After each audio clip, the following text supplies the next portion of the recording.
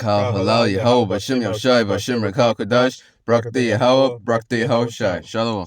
The honestly elders GMS Great Millstone. Shalom. Shalom to let the church for scatter abroad greetings. We call ourselves a hope for that because we don't know what elect on these times. Shalom. So this one's going to be about the chariots, what the world calls UFOs. UAPs are the angels in the scriptures. I implore you to watch this video. GMS Babylon is fallen 144. Elder Yochanan, GMS London.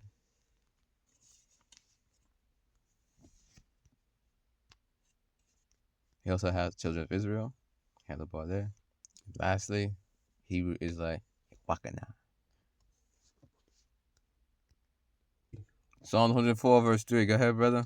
Who layeth the beams of his chambers in the waters, who maketh the clouds his chariot, who walketh upon the wings of the wind.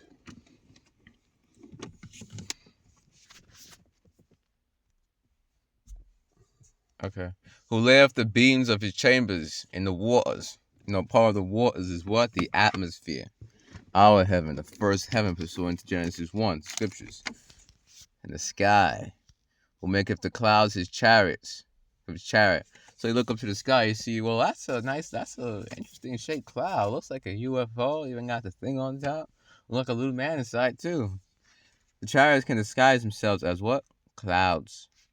Not every cloud you see is going to be a normal cloud. It could be a chariot, a UFO, UAP. Who walketh upon the wings of the wind. The chariots, they fly. Yea, he did fly upon the wings of the wind, written about Psalm 18. Next precept. This is Psalm 68 and 17. Beautiful. Psalm 68. All right. Go ahead. The chariots of Allahayana are 20,000, even thousands of angels. The Lord is among them, as in Sinai, a holy place. The chariots of Allahayim are 20,000, even thousands of angels.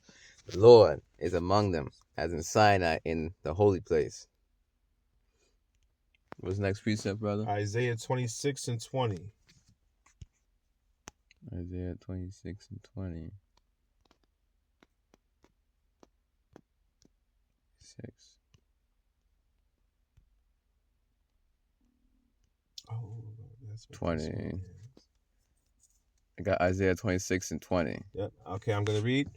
Come, my people, enter thou into thy chambers and shut the doors about thee. Hide thyself of it for a little moment until the indignation be overpassed. This is talking about the elect of Israel that's going to be beamed into the chariots, you will, when Yahushua comes back, the chambers, and shut thy doors about thee to hide thyself. We're going to be hidden in the chariots after, as it were, for a little moment until the indignation be overpassed. The indignation that's going to be overpassed is the nuclear destruction that's going to destroy America, Babylon. Also, the laser beams that are going to be shot down from the chariots to Babylon to do more destruction. So while all of that's going on, the elect will be in the chariots in safety.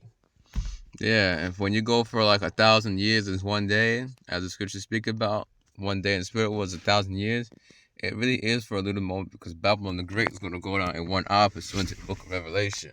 And there's a good chance that Yahushua is going to be the only one to, when it comes to the angels, they will be doing their parts of destruction as well. But Yahushua, you know how you see on TV, leave that enemy to me, I will deal with him myself.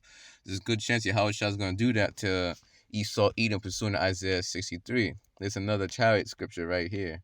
Oh, where are we reading Isaiah? Isaiah 63, verse 1. Who is this that coming from Edom with dyed garments from Bozrah? Going to take place in America. Dyed garments, symbolic of the bloodshed, kicking on his garments, but not the literal. From Bozrah. Bozrah was the ancient capital of ancient Edom. It's going to take place in America. This that is glorious in his apparel, traveling in the greatness of his strength. What is this? When Yahushua comes back with the chariots, the chariot he's come back with, it's going to be the most glorious one, biggest one, with all the holy angels.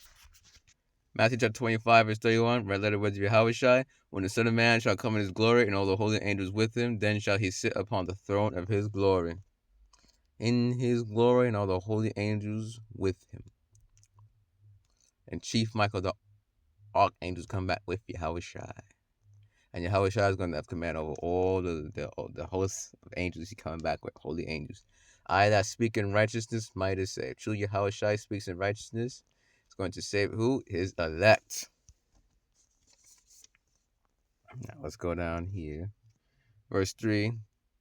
I have trodden the winepress alone. Yahweh Shai might be the only one for the laser beam in America out of all the angels. Leave that enemy to me. I will deal with him myself.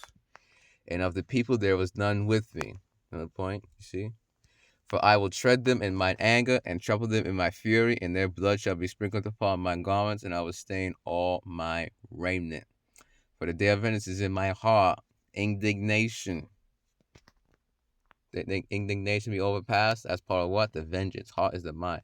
For the day of vengeance is in my mind. How was I thinking about the day of vengeance when he gets to come back and cut loose and cry as a woman in travail, as the scriptures speak about. And the precept before that cries woman in travail is fire. And the year of my redeemed is come. Who is Yahweh Shai going to redeem? His elect. Real quick. Let's go into that word for redeem. No. Let's see. Yeah, bro. That's the one, Deuteronomy. That's kind.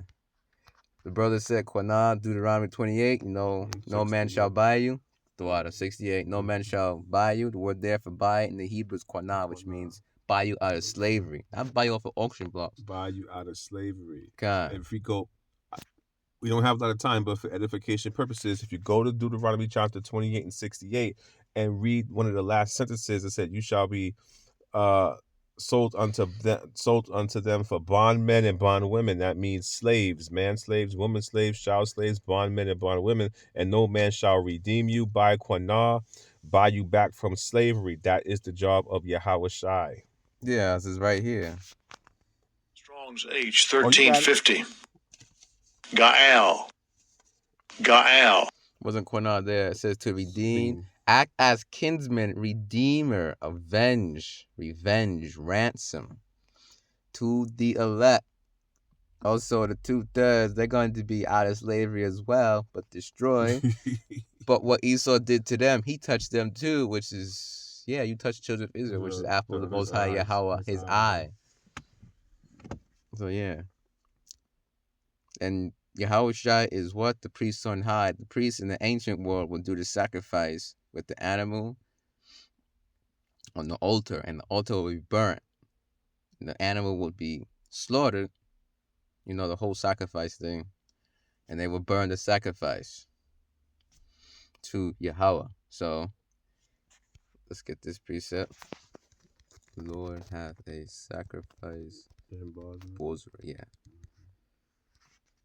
Isaiah chapter 34, verse 6, the sword of Yahweh is filled with blood. It is made fat with fatness, and with the blood of lambs and goats, with the fat of the kidneys of rams. For Yahweh hath a sacrifice in Bozrah, America, and a great slaughter in the land of Idumea. It's going to take place in America.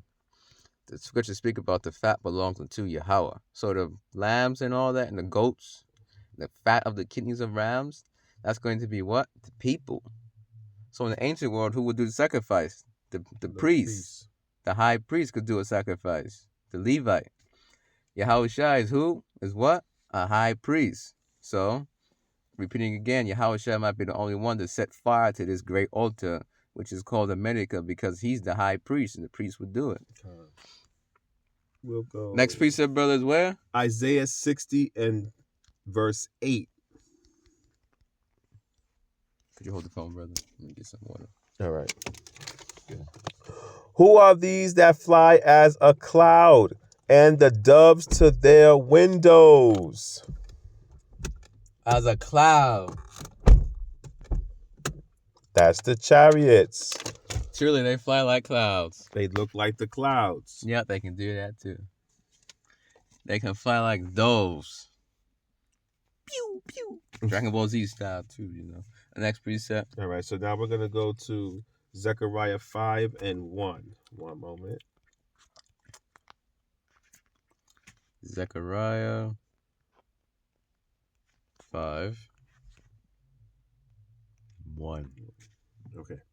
Then I turned and lifted up mine eyes and looked, and behold, a flying roll. Was this a bread roll, brother? That was not a bread roll. That was a chariot. So then I turned and lifted up my eyes. That reminds me of Psalm 121. I will lift up my eyes unto the hills, from whence help my help come from. My help come from the Lord, maker of heaven and earth. That's a chariot. When we look up, that's where they are. Also the flying scroll. That roll represents what is a scroll. Just for edification's sake, because somebody might be thinking it's circular. The roll here means scroll. Scroll. Wait, I'm gonna prove that real quick. Bring it out. Prove all things written about Thessalonians. A flying roll. It's not a bread roll. Strong's H 4039. Megillah. Megillah.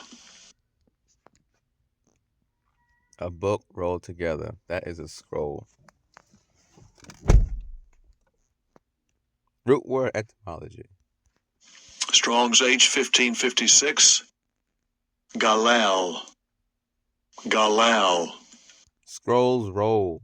Roll away, roll down. Scrolls roll. All right, Zechariah 5:1. I'm gonna get some more light. Here you go, brother. Okay, this is verse 2. And he said unto me, what seest thou? And I answered, I see a flying roll, the length thereof 20 cubits, and the breadth thereof 10 cubits. So he's given dimensions here of what he saw. He's talking about what he saw when he looked up into the sky with the flying roll. The length thereof is 20 cubits, and the breadth thereof 10 cubits. He's given dimensions of what he saw for the chariot. Yeah.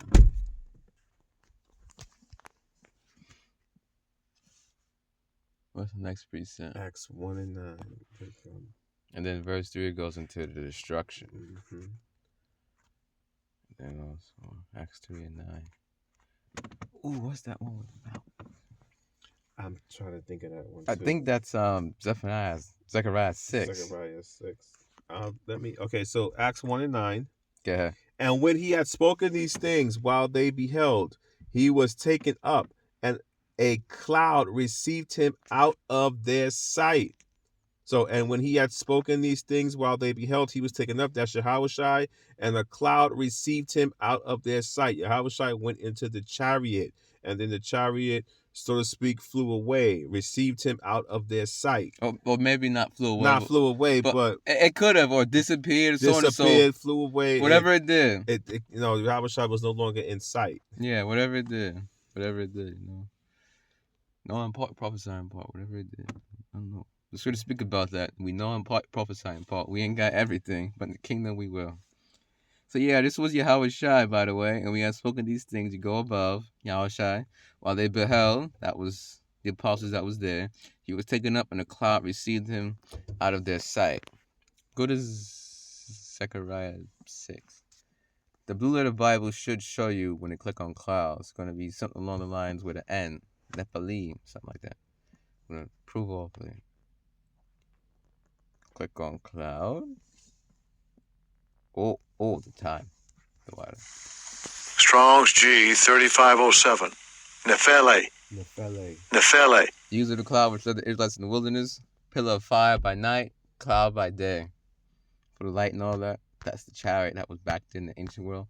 Song of Solomon speaks about that too. All right.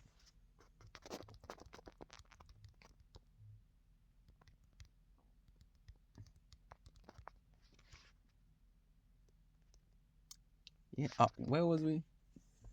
What was the Zechariah 5:1, right? Zechariah 5:1. All right, let's start over there.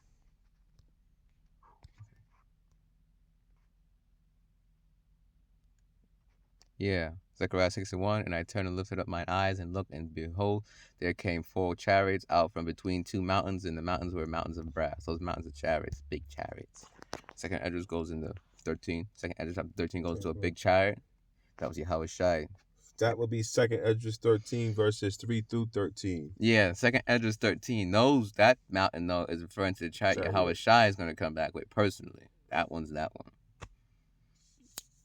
Right?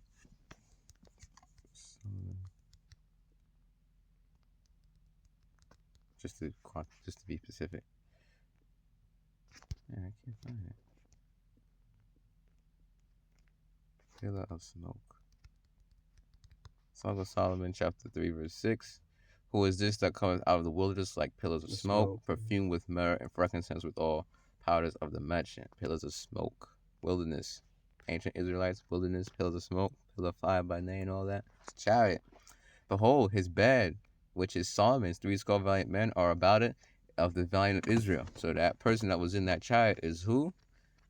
His bed is Solomon's bed. But wait, Solomon's bed would have belonged to Solomon, meaning Solomon was in that chariot. Wait a minute, how can that be? Yahweh Shai was in the chariot. The Lord was amongst them as inside and the holy place. So Yahweh Shai's reincarnation was King Solomon. Prove that real quick. You know, Solomon, he was to be beaten, chastised with the rod of men if he went off. He did. That didn't happen to King Solomon. But that happened to King Solomon when he came back as Yahweh Shai. Yahweh Shai, when he came back as himself, Yahweh Shai. You know, Yahweh Shai had reincarnations. He was Adam, first Adam. Apostle Paul goes into it. Hebrews, Corinthians, first Adam, last Adam. Last Adam was Yahweh Shai. First Adam was Adam in the garden with Eve. Melchizedek, Abraham gave the 10th part. Melchizedek was without father and mother, as is written about in the book of Hebrews. Next, you have Isaac. Isaac was the only begotten son of Abraham, even though Abraham had more than one son. So compare and contrast. Isaac was to be sacrificed. Yahweh Shai was to be sacrificed. That happened to Yahweh Shai. Solomon went into that, chastised with the rod of man. Didn't happen to King Solomon, but that happened to Yahweh Shai. That happened to King Solomon when he came back as Yahweh Shai. And Yahweh Shai, we know that. He never sinned as Yahweh Shai. Yahweh Shai came as himself. On that note, Shalom. Shalom. Kal halal Yahweh, Bashem Yahshai, Bashem Rekakodash, Barak the Yahweh, Barak the Yahweh Shai. Shalom. Shalom. Double honor to the elder GMS Great Wisdom. Shalom. Shalom.